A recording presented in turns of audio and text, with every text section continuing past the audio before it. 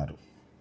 ఆయన స్వరాష్ట్రం, ఆయన ఉప ముఖ్యమంత్రిగా ఉన్నటువంటి రాష్ట్రంలో ఒకవైపున గోశాలలో గోవులు మరణిస్తున్నాయి, ఒకవైపున కూర్మనాథుని దేవాలయంలో తాబేళ్లు వరుసగా మరణిస్తున్నాయి. వాటిని దాచిపెట్టాలని ప్రభుత్వాలు ప్రయత్నం చేస్తున్నాయి. ఇది అపచారం కాదా? దీని మీద కనీసం నోరు కూడా మెదపటలేదు. ఎందుకని పవన్ కళ్యాణ్ గారు?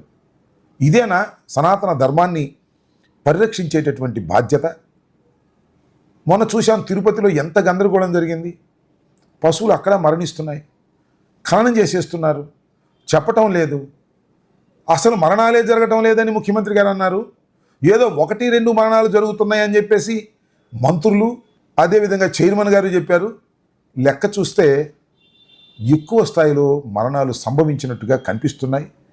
ఇదంతా కూడా హిందూ ధర్మ పరిరక్షణ కోసం జరుగుతున్నటువంటి వ్యవహారంగా లేదు.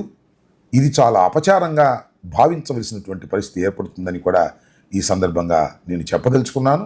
మరి ముఖ్యంగా రాష్ట్ర ఉప ముఖ్యమంత్రి హిందూ ధర్మాన్ని పరిరక్షిస్తానని, అదేవిధంగా సనాతన ధర్మాన్ని దక్షిణ భారతదేశంలో వ్యాప్తికి ప్రయత్నం చేస్తాను అని భావిస్తున్నటువంటి పవన్ కళ్యాణ్ గారు చంద్రబాబు నాయుడు గారిని నిత్యం పొగట్టం మానేసి ఈ కూర్మాల మరణాన్ని, గోవుల మరణాన్ని దృష్టిలో తీసుకొని వాటిని పరిరక్షించవలసినటువంటి బాధ్యత ఉన్నదని ఈ సందర్భంగా వారికి తెలియపరుస్తున్నాను. అలా చేయకపోతే ఖచ్చితంగా ఈ ప్రభుత్వం మూల్యం చెల్లించాలి.